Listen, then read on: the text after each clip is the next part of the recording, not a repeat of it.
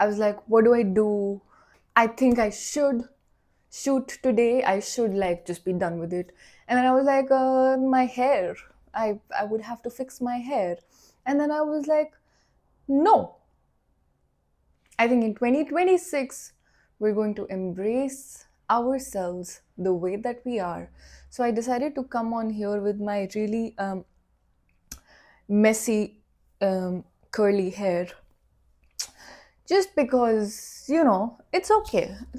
It's okay because we don't have to be like perfect all the time, right? 2026 for me and for you should be about a little bit of acceptance, a little bit more self-love.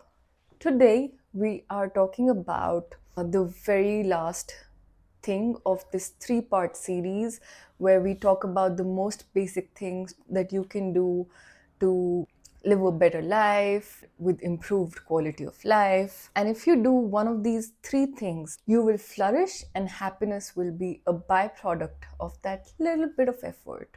Part one was on exercise, and part two was on nutrition. So now this is step three, part three. Tup, tup, tup, tup, tup, tup, tup.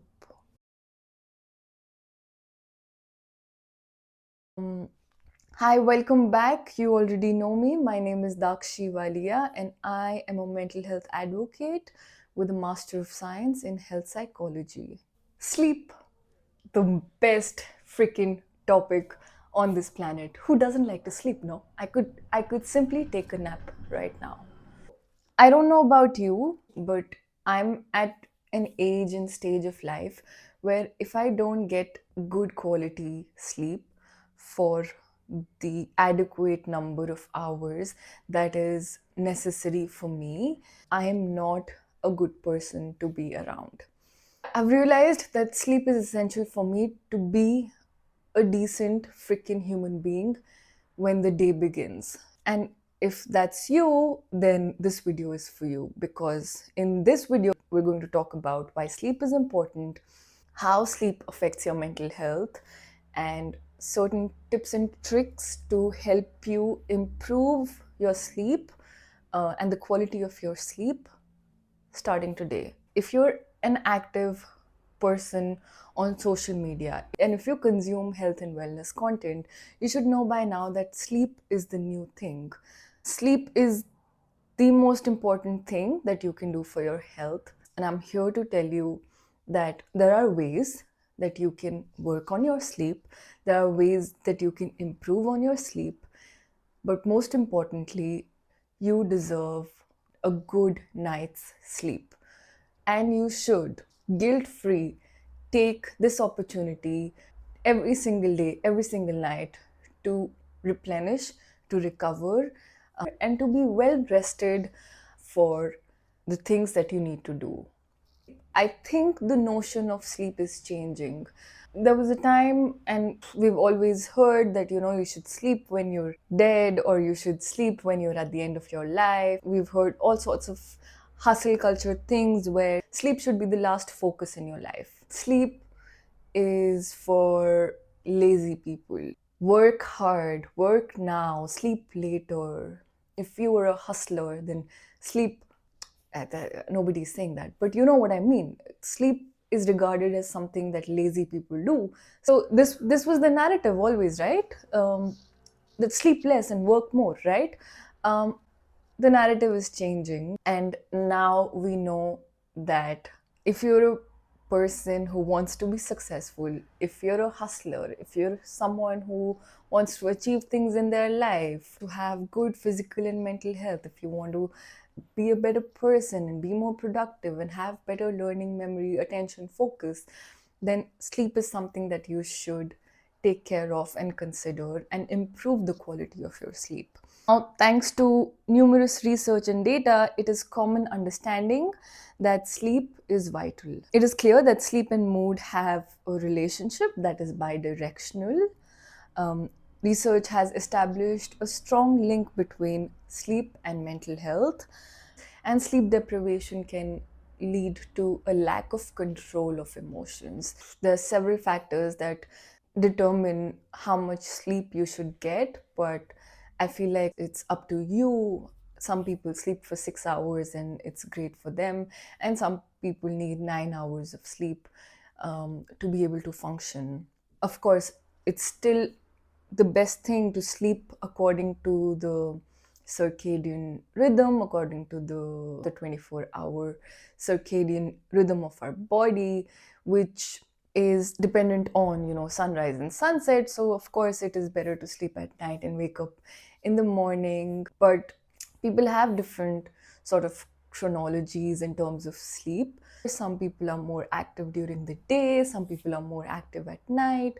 It's up to you, but you still need that adequate amount of sleep and good quality sleep. These videos are incomplete without podcasts and TED Talks that I keep watching. So I was watching this TED Talk by Matt Walker.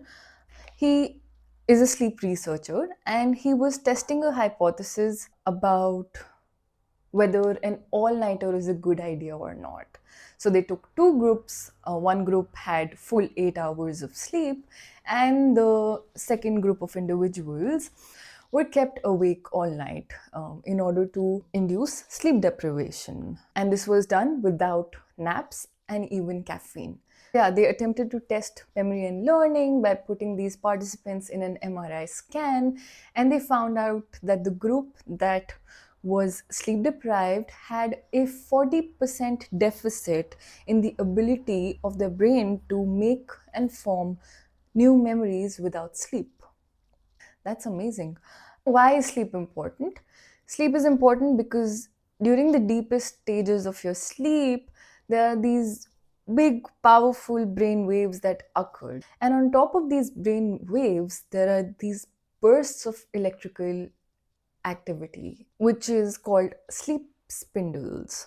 Okay. And during quality sleep, this powerful brain activity shifts memory from short term memory to long term memory. And that's why sleep is important, because during your sleep, whatever it is that you're learning throughout the day is getting stored from your short term memory to your long term memory.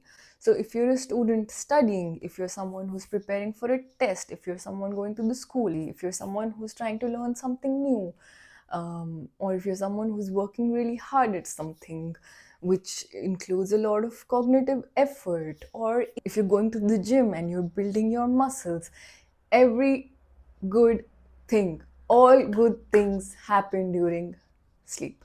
During those deep stages of sleep, everything comes together, and whatever it is that you learn during the day and you experience during the day turns into solid long term memory.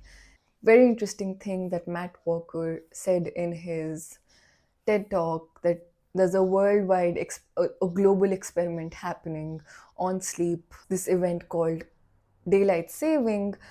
In spring, when you lose 1 hour of sleep, there's a 24% increase in heart attacks. And in autumn, when you gain 1 hour of sleep, heart attacks are reduced by 21%.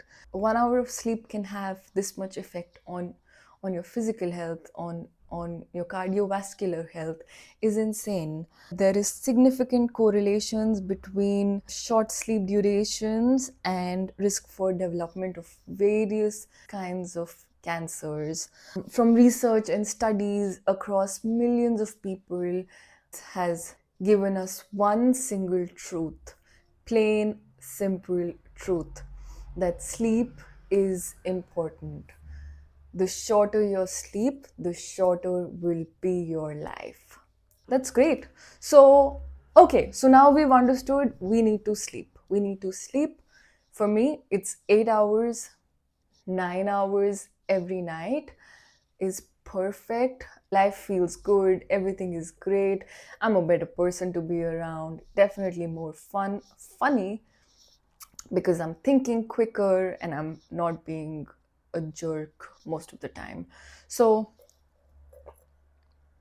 how do you do it? The tips and tricks that I learn every single day from all these podcasts that I see.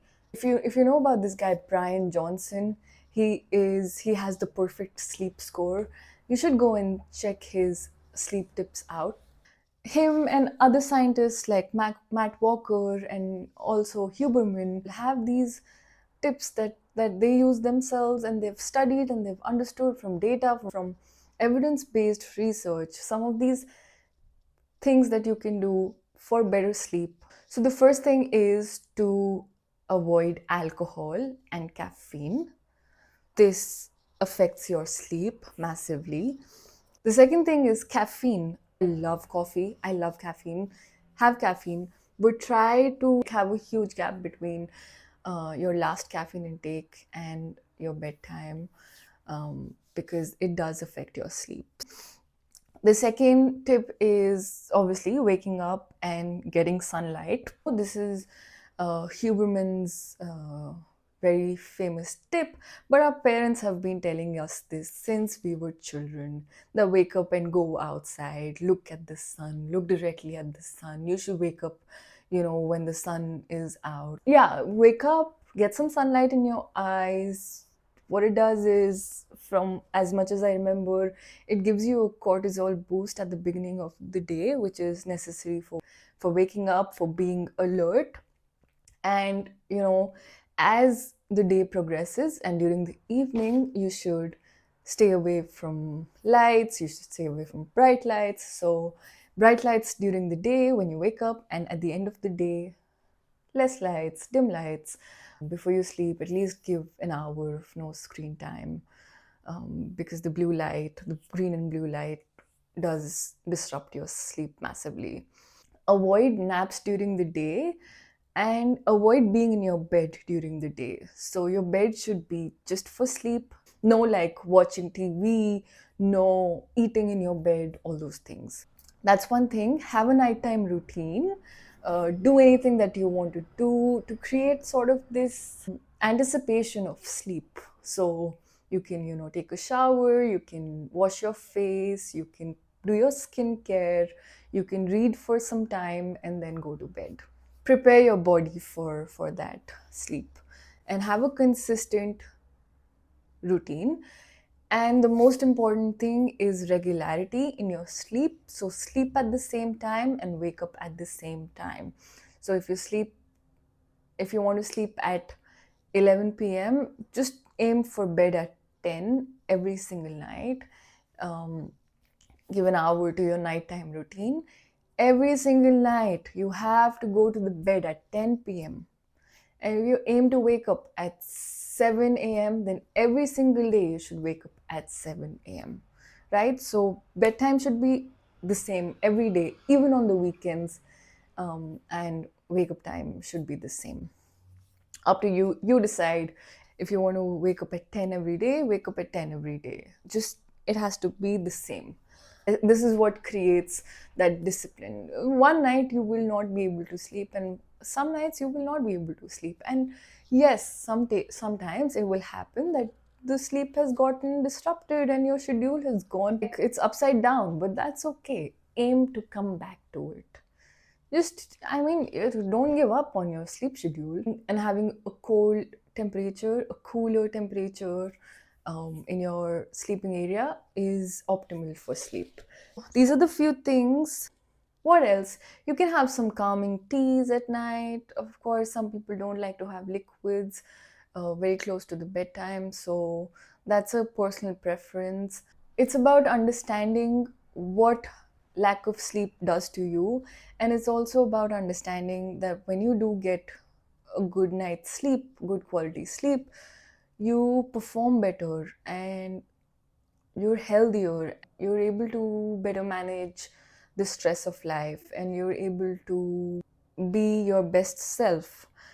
Also, just understanding that sleep is not negotiable. Sleep is important. There's a reason why it was created, why nature has created this time for us, and it's because it's where the magic happens. And you deserve a good night, 8 hours of sleep every single night. If you're someone who is making sleep a priority, you already know how much difference it is making in your life. Sleep is your life's support system.